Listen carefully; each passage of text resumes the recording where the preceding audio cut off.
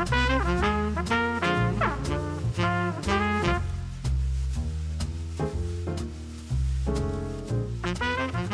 everybody, welcome back to our Velocity Sellers podcast. I am your host, Velocity Pete, and today we are joined by Mike Begg, who's going to talk to us a little bit about Amazon Mexico, Amazon Brazil, and really just kind of what's happening down there, and how Amazon sellers can really utilize the potential growing market and the new opportunity for them. So Mike, thank you so much for being on today. I really appreciate you coming on to talk to us about, again, this potential new opportunity. Hey, no problem, Pete. Thank you for having me here, and I'm excited to talk about those two marketplaces with you. Yeah, well, I'd love to first get into who you are and kind of your background in e-com and what gives you the right to come on now, where your experience comes from, to come on and talk to us about this. Sure, of course.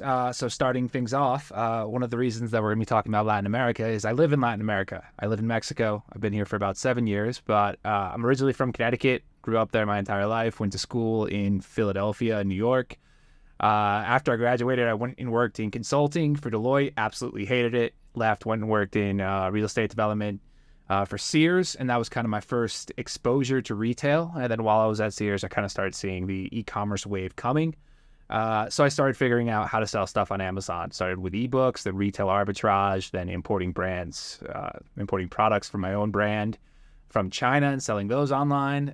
And when I was managing one of the brands that I owned, I was an art supply brand, and I was competing with Crayola in that category. And obviously Crayola's massive, and we were beating Crayola. And that's where it kind of clicked that big brands don't know what they're doing on Amazon. And this is back in 2015. And that's kind of when we launched AMZ Advisors. Since then, been growing AMZ Advisors. Also have launched a new company, Go Advance, which is the company that specializes in Latin America. So it's been an interesting ride. It's kind of getting to where we are now, but we're really excited where we are. And we're really excited to see the growth of e-commerce in Latin America now. Yeah, no, I'm excited too. I remember when we first talked about kind of what we were gonna talk about on the episode today. You had mentioned a lot of that, and I was shocked to learn how quickly Latin America is growing. And of course, everyone thinks, oh, I want to sell in the U.S. That's got to be the the best kind of market to sell in. And sure, maybe that's still true, but I don't feel like I ever hear Amazon Mexico or any Amazon, especially Brazil a little bit, but I don't hear those names come up as much as I hear Canada or I want to expand into Europe. So I'd love to get, again, really into the meat and potatoes. Why should a seller consider Amazon Mexico as a marketplace to expand into? Yeah, I mean, there's a variety of different reasons, and you're right. I mean, the U.S. is larger. There are some other marketplaces that are a little bit larger, but Mexico's a very interesting marketplace in that the barriers to entry are extremely high for brands. So the brands that actually navigate it have a very low level of competition. So we've seen it multiple times where we will bring a brand into Mexico and then immediately they are becoming one of the top sellers in the entire category. We've also worked with some very large Mexican brands that sell in the U.S. And as kind of a reference point, when we look at how they do in Mexico compared to how they do in the U.S., they're the number one. It's a supplement brand. They're the number one seller of protein in Mexico. In the U.S., they're like number 40. So that kind of shows you that if you're not the top selling brand in the US, there's a huge opportunity for you to become number one in another marketplace. And that's one of the things that we really try to get across to a lot of brands that are interested in expanding, to really consider this marketplace because there's a unique opportunity for you to get a leg up on everyone else. Yeah. No, I completely agree. And like I said, it's just something that never would have come across across my mind to think like, oh, well, let's get these people into Mexico now.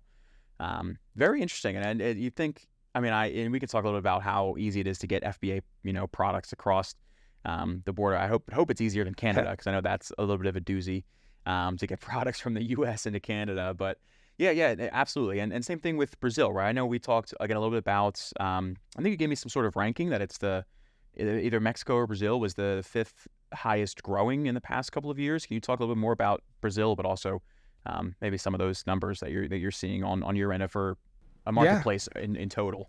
Of course. I mean, when we look at both of the marketplaces, they're Mexico and Brazil. They're both in the top 5 or top 10 right now for fastest growing marketplaces, and they have been for the past 2 years.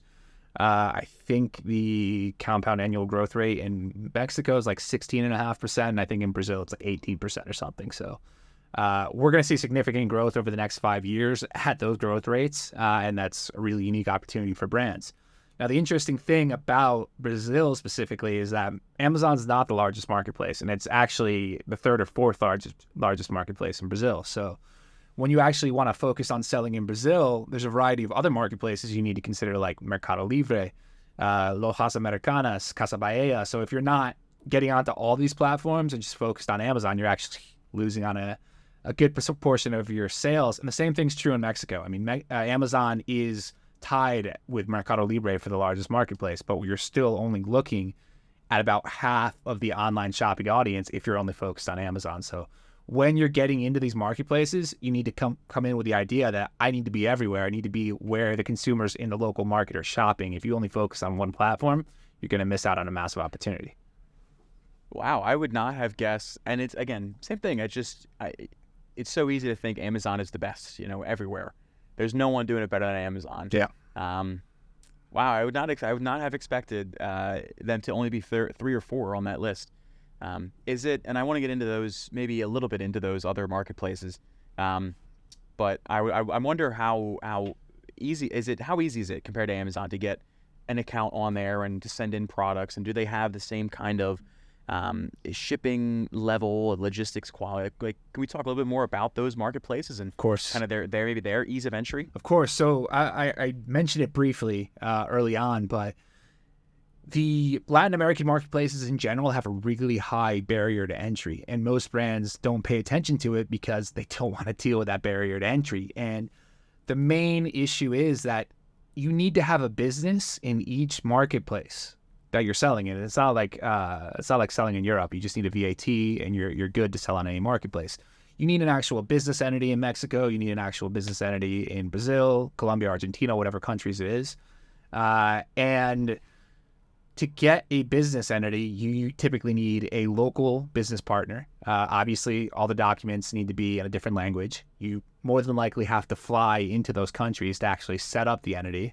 Then you have to deal with getting tax IDs. You have to deal with the accounting. So the barriers to entry actually scare a lot of people off. And that's why most people don't focus on it. Now, us at Go Events, we help the brands deal with that a different way, but that is what keeps most people out of these marketplaces and why you have a specific unique opportunity to get into them. So kind of prefacing that to begin with, that's kind of the way things work. Now, when you do want to start entering these marketplaces and you have everything done the correct way, there's different challenges in each country that we don't really consider when we think of the US, when we think of Europe. So logistics is a big thing. Mexico has a pretty good highway network similar to the US, so it's easy to do last mile fulfillment. It's easy to do long haul shipping for orders between going through warehouses or even bringing orders over from the US. Brazil is the complete opposite. Brazil doesn't have a highway network. Brazil's long haul transportation is by boat. So if you're going from the north of the country to the south of the country, you actually need to ship the product by boat to get it from there to the other side of the country. Oh, wow. Yeah. So that's one thing. And then last Jeez. mile is very fragmented because they don't have the long haul highway system. So you might have a warehouse in, let's say it's in Sao Paulo and another one in Rio, and you're hitting the major marketplaces there. But in the north of the country, like Fortaleza or Bahia, you have a whole different fulfillment network, and it's not easy to ship inventory in between the fulfillment networks. They're almost like isolated hubs between where that inventory is going. So it does make it a lot more difficult for brands to set up their logistics the correct way in those marketplaces. Maybe I didn't think of that either. It's just so many things that I just don't think about when I'm thinking I'm going to expand to a new country, So it's just very great points, you're bringing up about this is not going to be easy. I don't know if you would agree or if you would say, but it's not. It doesn't sound like it's going to be an easy, just simple as clicking a button, like opening a new Amazon account, click a button, you're in the marketplace, kind of thing. It sounds like it's a lot of work, but like you said, I mean, that does scare people away. So if you're willing to put in this work, it sounds like you can be this number one. And you said you have a couple examples of that. I'd love to hear some potential case studies from you on success stories you've had from either U.S. brands going into Mexico and Brazil, and just how they've grown and what the results of that transfer were. But I do want to Yeah, I do want to get just more into, again, a little bit about how about like opening the accounts on, you said Mercado Libre and some of those other places. Is that really as simple as Amazon's? Is it a little bit more involved? I mean, after you get the permission to sell and the tax ID and everything else you said, I'm sure nothing could be as hard as that. That's probably the peak there, and it's all kind of downhill. But like, what is it like setting up an account on those platforms? I mean, the account setups are fairly similar. You're going to go through a verification process. You need to have the business entity. You need to have the business documents to submit to them. So, I mean, the process itself is very simple. Now, when we look at the options that most brands have, you can either choose to open up your local business entity and get into the marketplace that way, or you can use what's called North American Remote Fulfillment Program from Amazon. That's like, hey, sending my product from the US to Mexico. Sure, like that works. Now, when you're doing the North American Remote Fulfillment Program, and there's actually another company out there that's doing something very similar, Mercado Libre has its own program called Global Selling, which is actually something you can do as well, where you ship from the US to Latin American countries. So that's another option for you. The interesting thing is that all of those programs are, well, just not the best thing for your brand when it comes down to it. What we find is that conversion rates are lower, shipping times are higher, lost inventories is more common. Delays at customs is more common. Dealing with returns is a nightmare because you're essentially shipping from one country and have to bring it back to the US. So your costs are significantly higher. The costs of the consumer are much higher. The shipping times are much higher. In general, it's a pretty bad customer experience for everyone. So it's another reason why you really need to go through all the brain damage of starting an entity, getting the accounts, and going the correct way. Now, the other unique thing to consider is that in both Brazil and Mexico is, we're very used to, like I said earlier with Europe, you have a VAT number, you can get into, FBA in Europe and be in any European marketplace.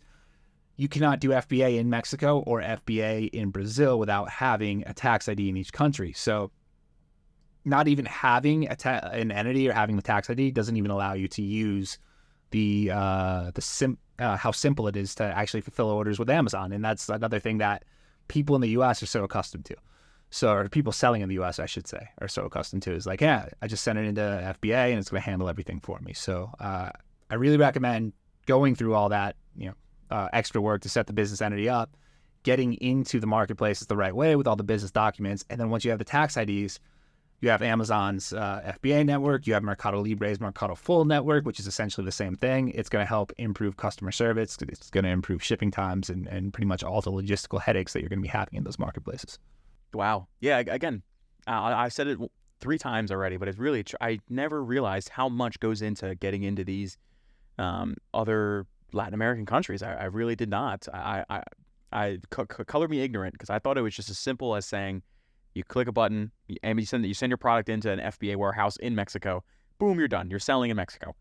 I cannot believe it is this involved. I'm glad it is. Yep. Again, for the people that are selling down there, that they don't have to face a whole lot of competition. Well, we've seen, because a lot of people get scared off. But yeah, we've seen a lot of people, a lot of U.S. sellers that have tried to kind of game the system. And there is a common mistake that we've seen, especially in Mexico, is that for some reason Mexico published online that there's a generic tax ID. I think they meant to do it as an example, but a lot of Americans took that to mean like, oh, I can use this as my tax ID when I'm selling in Mexico to get an FBA. Oh, God. No, that's actually not what you do. When that happens, you get a massive tax bill. So we've seen it happen multiple times now where a seller puts that in as their tax ID. They ship inventory into FBA. They start selling. They're like, oh, everything's great.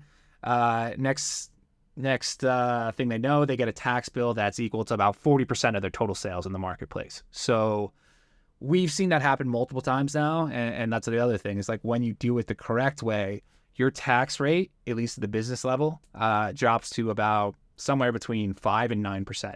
So you're either going to pay 40% by not doing it the correct way, or you're going to pay the correct tax amount and you're going to avoid a whole lot of headaches and a whole lot of stress. So there's a variety of reasons that you have to make sure that you follow the correct steps to get it done. Wow. Yeah. Again, not even just that there's a lot to do, that there's a lot that you could do wrong to kind of get yourself up a creek kind of thing. So very, very interesting. Very interesting that again, this high barrier entry. You said it. This sounds very high to get into it. But I'd also like to talk about not only just barrier of entry, but now that you're there, right? Now that you have an account open, now that you can start before you start sending inventory in, creating up the listings and creating the different content levels. I can imagine it's not as simple as copying and pasting all of your text into Google Translate. It's really about like, would you say you need to understand, I don't want to say Spanish, but and Portuguese, but you need to understand the marketplace. You can't just drop product in there, right? You need to have a pretty good understanding of the language and kind of what you're saying. It's not, again, not just simple as Google Translate. Yeah. What would you, what basically, what would you do in that situation? How do you help your partners kind of get all of their content, all of their bullet points translated correctly to fit the marketplace you're adapting to? Yeah, so there's a couple different things that we need to consider here. First is obviously localization of the language. That's extremely important in Latin America. And the other is actually what your design and what your assets look like. And that's kind of a different conversation. That's really going to be market specific. So localization is massive, depending on the country you're expanding to. Obviously, like in the US, for some reason, when we learn Spanish when we're younger, it's typically Castilian from Spain.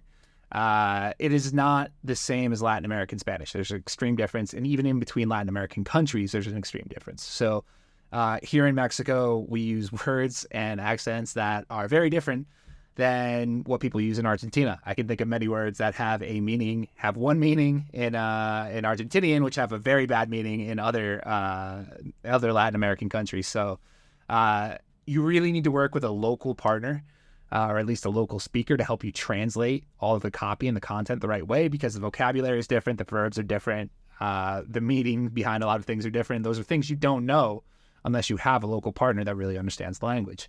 And that applies for everything. That also applies for Brazilian Portuguese. It's not the same as European Portuguese. I speak Portuguese, so I know there's a very big difference. I speak European Portuguese, and I know there's a very big difference between European and Brazilian. So that's kind of another thing that we got to consider there. So when we think about the assets and the models, the other thing we need to think about is localizing for what the audiences look like. Strangely enough, Latin American countries have very notable, visible differences between how they actually appear. For some reason, Argentinians tend to be more white.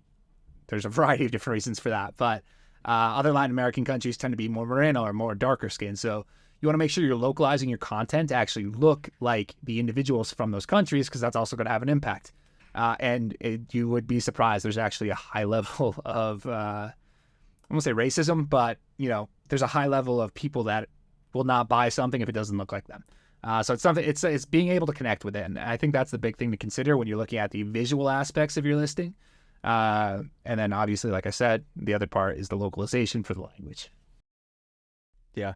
It makes me think, I don't know if you ever watched Modern Family, Yeah. but there's a scene where Mitchell is talking to one of his Latin friends, I think from Venezuela, and Gloria, the one of the main characters on the show, is from Colombia, and they look at each other and they go, "Colombian?" And she goes, "Yeah." "Venezuelan?" And they're like, They're like kind of like standoffish a little bit. Very funny. But I can imagine it's just so much different down there. You think, and for our Americans watching that maybe can't process that, think about the difference between Texas and New York. Now, they're a little bit further away, obviously, in these Latin American countries, but it's two different cultures, basically. Yeah. I'm not trying to compare the diversity between, two American states, but a little bit, maybe. Even Texas and Louisiana are, very different cultures there.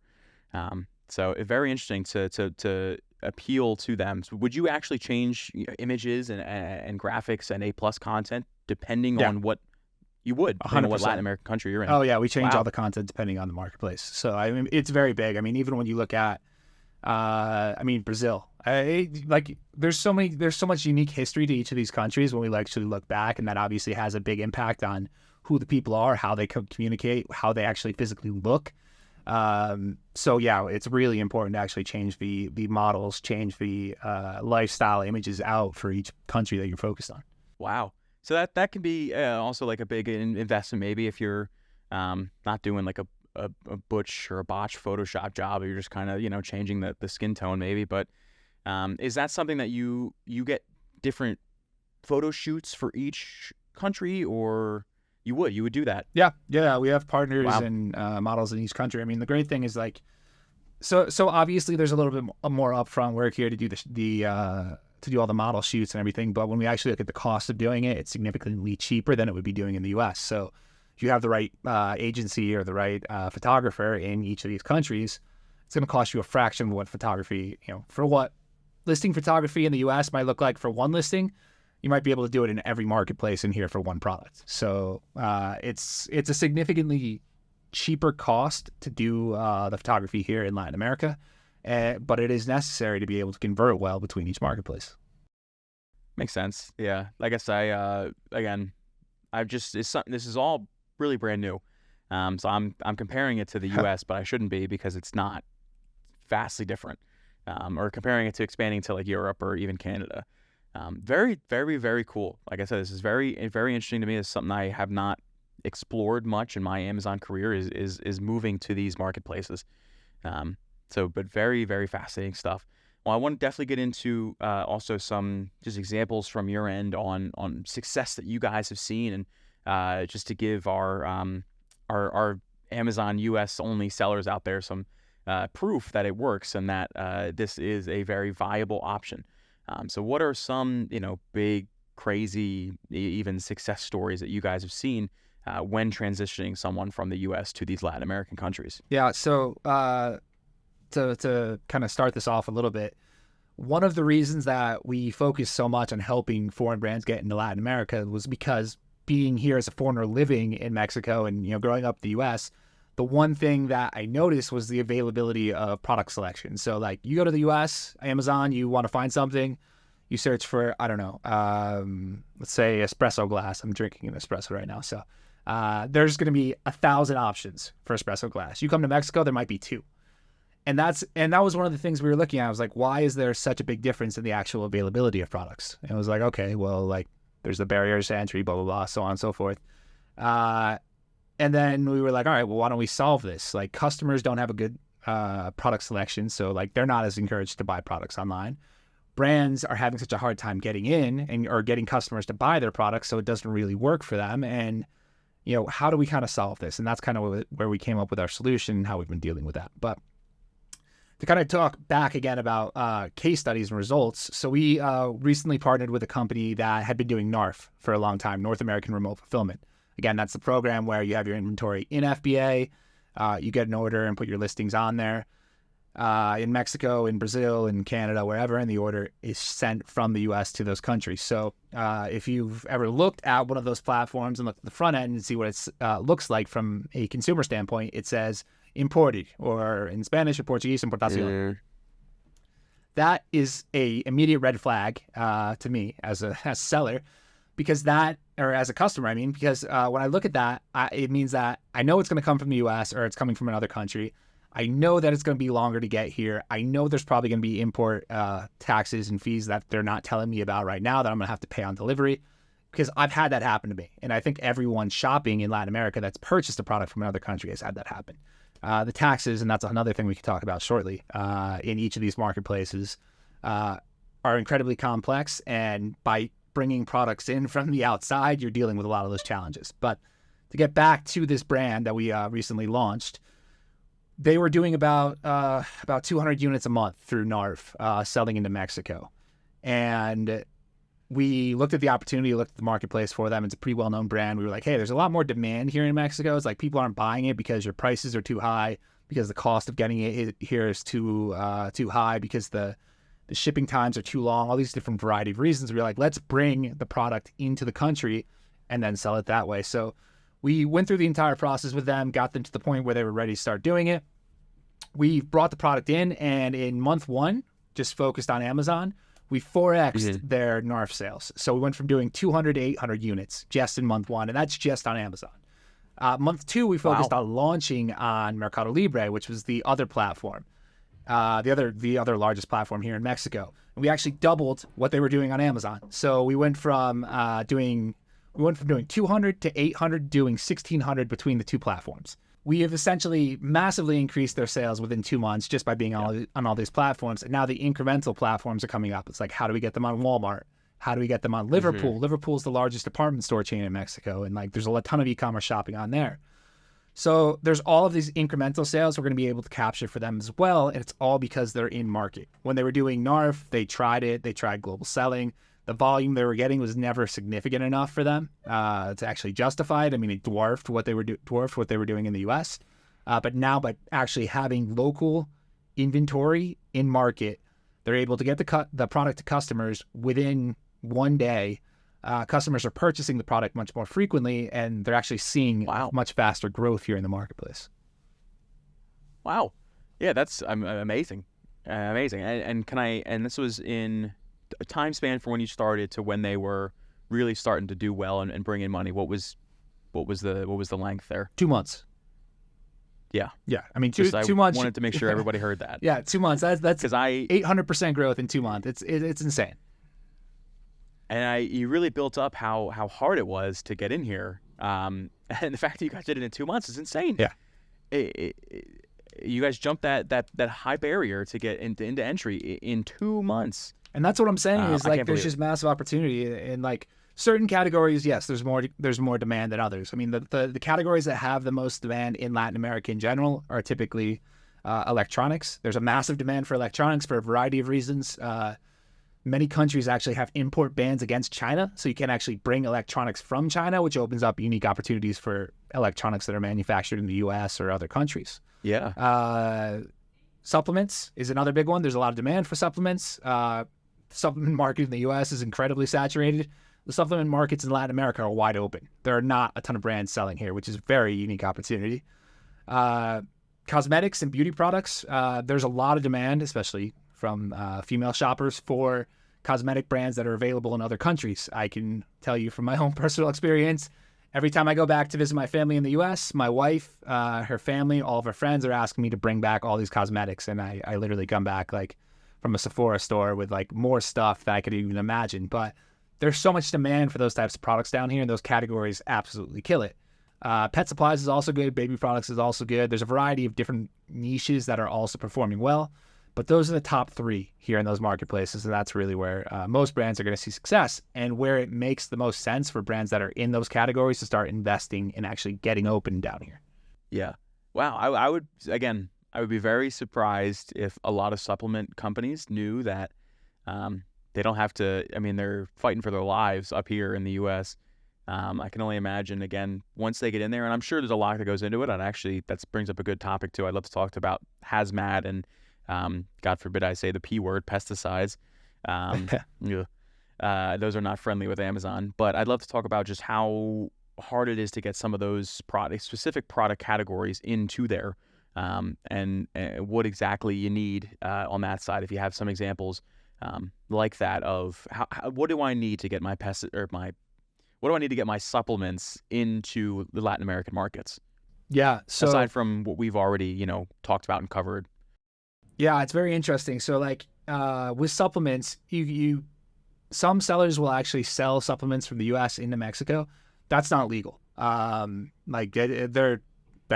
just completely not legal. And the reason is that you need approval in each local country for what for like the FDA equivalent. So for example, in Mexico, the FDA equivalent is called COFEPRIS. To get approval for COFEPRIS, it's actually a fairly simple process. Like you can pay someone to do the process for you. But the challenge is you still need the business entity here, or you need a business partner here that's representing your brand in Mexico. So once you have that approval, you're able to bring the products over. The interesting thing, or the big difference between the COFEPRIS and FDA is that, especially with supplements, is that the limit of ingredient that you can have is much lower in Mexico than compared to the U.S. So good example of this, because we had a problem with this, was we had a vitamin D brand. In the U.S., it's like 5,000 micrograms of vitamin D or whatever. And that's illegal in Mexico. The actual micrograms that you can have, the limit, I think, is like 500.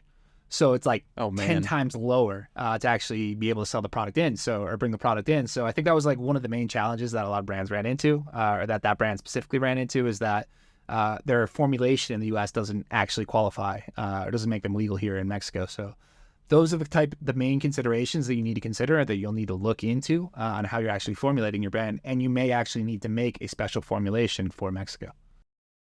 Yeah, it sounds like you have to kind of dial back a little bit. It's crazy what America allows compared to other countries in terms of anything, really. But I know we won't get into that too much on this. That's for another episode or maybe another podcast. Yeah. It's the same thing with like hazmat and any kind of what about like electronics? You mentioned electronics is in another one that's people I don't want to say in dire need. What's the word? There's a lack. It's unsaturated in Latin America.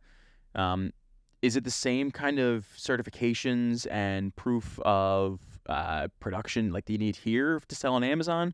What needs to be done down there to get your electronics brand and products into Mexico to sell to or into Latin American markets? Yeah, I mean, to get on the platforms, you need the same documents, the same requirements. To handle the importation, it's actually fairly simple for electronics. There's not that much demand. I mean, the main thing that you have to prove in certain marketplaces, Mexico is not one of them, but Brazil is that the product didn't come from China.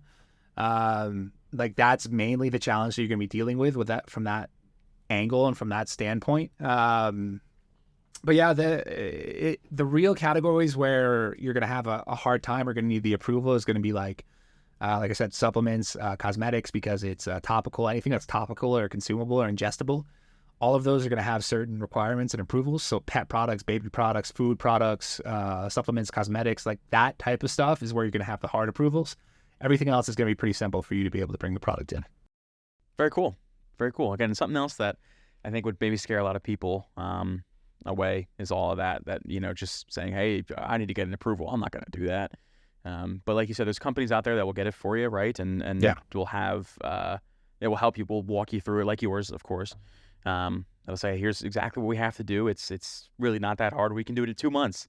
So depending on the product, of course, I don't want to false advertise for you guys. I mean, that's about how long it takes. It's definitely doable. And I think when we're talking about like other considerations that brands don't consider, like I mentioned taxes briefly before. Taxes is another big one in both marketplaces. And a lot of people think, and price points, actually, that's another good point. Price points is one concern that a lot of U.S. sellers have about Latin America, that consumers aren't willing to buy products at a U.S. price point. And that's just not true, mainly because they're paying so much more to import a product from another country. So a good example of this is Brazil. Brazil has an import tax where if your product is over $50, your taxes are going to be about 96% of the actual value of the product. So if you buy something that's $51, you're going to pay about $46 in taxes. So you're going to be paying close to $100 to bring the product in. It's an incredibly high thing, but Brazil itself is a very high tax country. So even if you're a local producer, you're paying about 60% of the value of the good in taxes just to produce the product in country. So, oh my God, there is actually, like you actually have some, the local producers still have a somewhat of an advantage. It's about a 30% advantage from a price point standpoint. But it's comparative. It's nothing that crazy. It sounds kind of crazy, but I believe you. Yeah. Well, I mean, of course, for us, like thinking like you're going to pay 96%, that's crazy. But like when we look at from a competition standpoint of like, can I compete with local producers and local prices? Yes, you can, because the local producers are still paying a ton of taxes themselves, which is jacking up their prices. So your price point actually won't make that much of a difference. Now, there are certain ways to kind of get around this. One of them would be like Brazil has a lot of free export zones, free trade zones. Where you can have your warehouse and inventory stored, and you don't have to pay all the taxes when you bring the inventory in. You can dispatch it from there and only pay taxes as you sell through the inventory. But again, like the point is that there is a lot of taxes in Latin American countries, but everyone's dealing with them. It's not just you as a foreigner. It's all being passed on to the end consumer, and local producers have the same tax burden. The other thing I would add here would be, from a price standpoint, is that value add tax is pretty much included in every price. So like when we think of sales tax in the US, it's added on after. So like if something is $100, we know we're going to pay 6-7% in additional sales tax on that, depending on what state you're in. In Mexico, it's 16% on value add. Brazil, I can't remember the exact rate, but it's baked into the price. So when you look at something and you see the price on Mexico, you see the price on Brazil, it's the final price after all taxes. Okay. So, all right. So, you're right. It doesn't, now that you explain a little, it doesn't sound too crazy, especially when you're, again, comparing it to these local guys. But, man, 96% on taxes is just something I'm still fighting with there. But it's the interesting thing though is that there's a lot of demand for foreign goods in these countries, so people pay it. Like there's actually a term in Mexico called malinchismo, which is malinchismo means something local. Like the equivalent would be saying, like in English, would be like local products are inferior. We want foreign products essentially, and that's like generally a mentality that a lot of people in Latin America have, is like products from the U.S., products from Europe are better. So there's like a great opportunity for foreign brands. There's actually a massive demand. I think Brazil is like number 2 right now, or was number 2. I don't know if that's still accurate in demand for foreign product. China's number in the 1 world or in in the Latin world. America? Oh, wow. China's number Wow. 1, Brazil's number 2. So like there's a lot of demand for foreign Yeah. products, which is why people will pay so much more to get foreign products in. Yeah. Wow. There's a whole term for it too. I can't believe that. I guess I can. I love when I am a big fan of when there's a term that doesn't necessarily translate to anything in English, but it just means like a phrase. I don't know if if you have watched the show Ted Lasso. No, I haven't. On Apple. Highly recommended. Very, very good show. But there's one of the episodes is they go to Amsterdam, and one of the guys says just a term. He's it's sort of like a cheers or like a cozy feeling. There's no exact translation. Big fan of those kind of words. So if you're watching, you have a word in any other language that means something that doesn't really translate to something in English, but it's like more like a phrase or overall meaning, please drop them in the comments below. I'd love to read them. And if you've got any more, I'd love to hear them because I'm sure there's plenty for Spanish and Portuguese. Probably in both. What did you say for like Spanish, Spain Spanish, Castilian? Castilian Spanish. I mean, that's what the type of Spanish is. It's just that like the vocabulary and pronunciation and everything is very different in Mexico. In Spain compared to Mexico and other countries. Yeah. But yeah, let me know if you have any more. I'd love to hear them. But yeah, no, I think another thing I definitely wanted to bring up, aside from doing the content and the bullet points, advertising, and we talk about logistics. Advertising, I feel like is got to be so different down there. Do you have any case studies specifically around advertising, or if you have some examples of just how different it is compared to, again, the U.S.? It's incredibly different. It's a lot cheaper. I mean, that's the first thing that comes through. When we look at what we're paying or what some clients are paying in the U.S., we typically find that they're paying somewhere between 10 to 25% in a cost per click standpoint in Mexico, at least on Amazon. There's actually a big focus on DSP, programmatic advertising, because it's so cheap in Mexico and so cheap in Brazil. So you can actually get a much better return on your programmatic and your brand awareness. Another thing where we've seen a lot of success in advertising is actually on social media in these countries. So Mexico has an insanely high amount of social media usage and like time spent on social media. I think it's like number 2 worldwide. Mexico? So like, yeah, Mexico. So like Mexicans love social media. So if you're advertising and marketing on social media, it's a great opportunity for you to be able to drive traffic to Amazon. So we're also seeing incredibly cheap. We just started a UGC campaign for one of the products that we're selling for a client. And we spent 67 cents so far on the campaign, and we've driven about 400 clicks. So like our cost per click is like nothing. It's a fraction. So like when we're actually looking at the return on advertising in Mexico and in Latin America in general, it is so cheap compared to what people are willing to pay in the US. I'm shocked. And not to mention even, I mean, you're paying that little already, but then you get the brand referral bonus, which I'm now wondering, that's a thing. It exists here in Mexico. It doesn't exist in Brazil yet, but in Mexico you can get it. I knew it's not everywhere. So you use the UGC, you got your social media. You're gotta be almost printing money from Amazon at that point if you're paying that little per click in Mexico on social media. and you get that brand referral bonus in there. Is it 10% or is it a different percent? Yeah, it's 10%. It's the same exact fee. So, oh man, that's got to be, again, it's got to just be printing money down there if you can get that going. Very cool. yeah, we see tacos total advertising cost of sale around 1%, which is wild. So, again, when we're talking about scaling and growth and opportunity, it's just massive down here. It's just so many brands don't focus on it. And the other thing that is really interesting as well is we actually have run multiple comparisons against how profit margin looks for brands when they're doing the NARF program, the North American Remote Fulfillment Program, or global selling from Mercado Libre, compared to the margin of actually selling the product in market. And your margins are actually higher. We've talked about all the costs, all the expenses. Your margins would be higher if you had the inventory local here in Mexico than they would be than they would be if you were shipping from the US, mainly because Amazon's fees are extremely high for NARF. And your conversion rate, because it is NARF, is going to be so much lower. So your advertising cost is going to be so much higher. So like, it's just a win. There's so many wins that you get by having the inventory local. Having it local, yeah. Wow. And that makes sense. That makes sense to kind of skip the middleman of Amazon there and kind of just put it into, like you said, the localization of it, or into local warehouses. It's just all very fascinating. Like I said, I had no idea of all this opportunity that is down there in Latin America, and I mean, it just blows my mind that more people won't take advantage of this.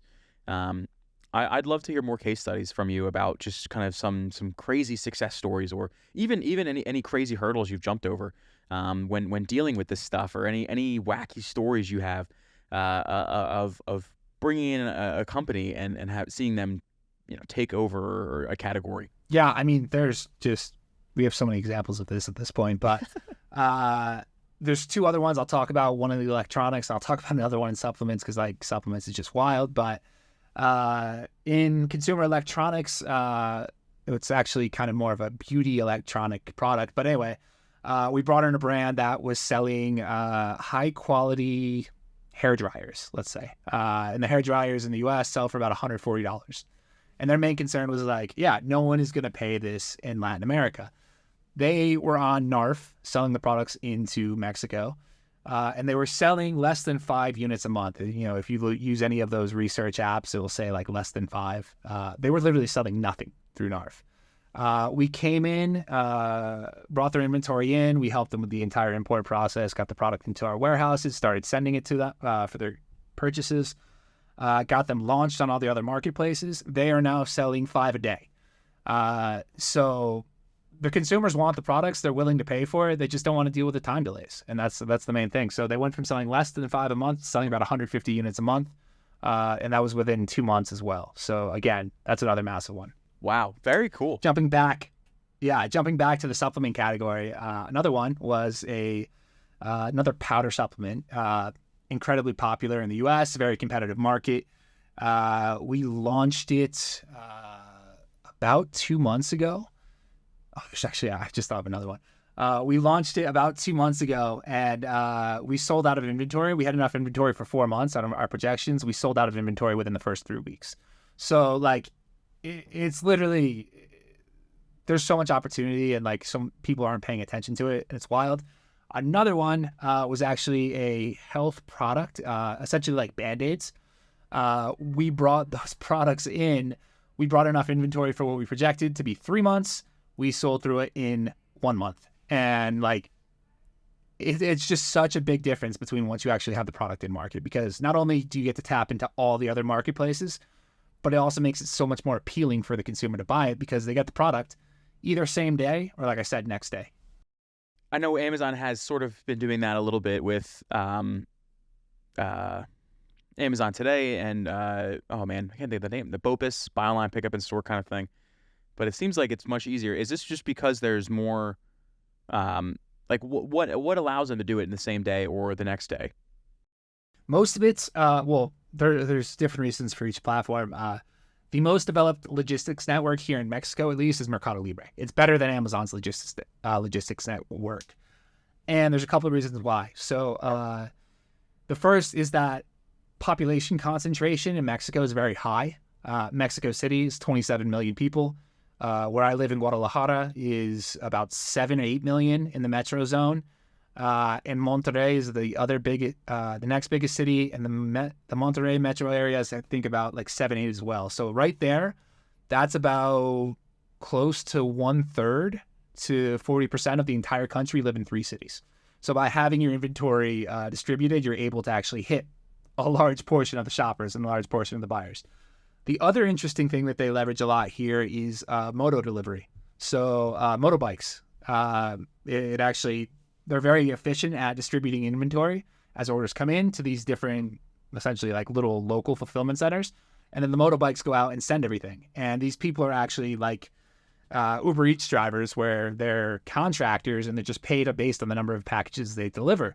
So they're very incentivized to do that. So I think you can hit like something crazy high, like 70% of the country within 2 day shipping in Mexico. So like, it's wild. Wow. Yeah, that would be amazing to do here. And again, 1 day shipping is easy if you live near an Amazon fulfillment center that has your product, but that's not the case for everybody. So very cool for just customer efficiency and, what's the term? I can't think of that. I just had it at the top of my head. Just making the customers happy, and having them maybe come back to you. And, oh, I can get this in 1 day. Cool. Oh, I know I need this, or I forgot that I needed it today, but I can order it and it'll come within a few hours. Awesome. Very, very cool. Got to be great for the customer satisfaction rate. There it is. It came to me. I'll talk more about a story about kind of like something that all sellers need to know about the differences between the platforms. When we think of it selling on Amazon, Amazon is very much about each individual ASIN. So, for example, one seller could have 2 ASINs. One is the number one bestseller. The other one doesn't sell anything. It's all related to the ASIN, the indexing, the ranking, all is tied to the ASIN. Mercado Libre is the opposite. It's all tied to the seller. So if you have great customer service, if you have great customer experience, all of your products are actually going to be more visible. So it's very interesting in that it's more important to take care of your actual customer reputation or your seller reputation, or the equivalent would be like seller feedback on Amazon. You need to make sure that's extremely high, which is a variety of shipping on time, making sure customers are happy, the product's as described, all those types of things. And what happens is as you get more and more of those orders, you increase in rank. So like Mercado Libre has their ranking system where it's like, I forgot all the names, but like Mercado Leader is like the main one, and you have different levels. You have Mercado Leader, Gold, Platinum, and I think there's another one in there. I think there might be Silver or something. As you reach each of those levels, all of your products show up more for customers. So like your impressions, your sales all increase as you improve on reaching those levels. So that's one of the other things to consider, is that like the differences between selling in platforms is massive. Like SEO doesn't have as much of an importance on Mercado Libre. It's more about, do I have a good reputation? And then all my products are going to show up. I mean, it's just, again, I love all this information. It's just fascinating that Amazon has competition down there. It's not just here. It's like, what are you going to order from Amazon? Yeah, I'm not going to order something from Shopify, or I'm not going to order something off of something that's not custom, like off of Etsy or something like that. But it's amazing how much of a difference it is between, again, the competition of Amazon is winning up here versus Amazon's not necessarily, sitting pretty up there. They got to really maintain their status down there. Very cool. Very, very cool. Well, I'd love to, you said you thought of one more. I'd love to hear it. Oh, no, I already mentioned that one. That was the one that we sold out of in 1 month. But yeah, it's just wild. Like the opportunity for brands is massive once they figure out how to get into the marketplace and actually commit to doing it. It's just that most people get so intimidated by all the obstacles that come in the way, they don't actually see what the return is going to be in the long term. And when you're building a brand, and especially when you're trying to get into markets that are not as competitive, it makes a ton of sense to actually invest in moving to Mexico, moving to Brazil. Well, I'd love to ask you to finish on a final thought. Like, what is something maybe that we didn't mention, maybe that you want to reemphasize? What is something that every Amazon seller, or a few things that every Amazon seller should know about possibly moving down to Latin America and expanding into these marketplaces? I think we've touched on a lot of them, but just to kind of reiterate that, the cost of advertising, cost of customer acquisition is much lower. the competition is much lower. In the variety of platforms, or the variety of platforms that sales are occurring on, is much more diverse than the US. Like, you can be on Amazon and be pretty much reaching most of the consumers. Here in Latin America, there's consumers shopping on a variety of different platforms, and you need to be on all those platforms. And unfortunately, you can't do that if you're just in NARF or if you're just in global selling on Mercado Libre. Yeah. Very cool. Very cool. Like I said, I learned a lot today myself, just about this marketplace and these marketplaces, and really what it takes to get in there. So thank you, Mike. I appreciate you coming on today, again, to talk to us about this. No problem, Pete. I hope it wasn't too intimidating for a lot of people. Believe me, there's a ton of opportunity. You just got to really figure out how to do it, or work with a company that can help you do it. Yeah. Well, for a link to a company like that, check out the description below. I'm going to link Mike's company down there, and also his LinkedIn. So make sure to follow him and check him out there. And again, Mike, thanks so much for coming on today. I really want to thank you again. I really did learn a lot today about these marketplaces. So Hey, yeah. Thanks, Pete. Appreciate it. Thank you all for watching. I'm Velocity Pete, and we will see you next week.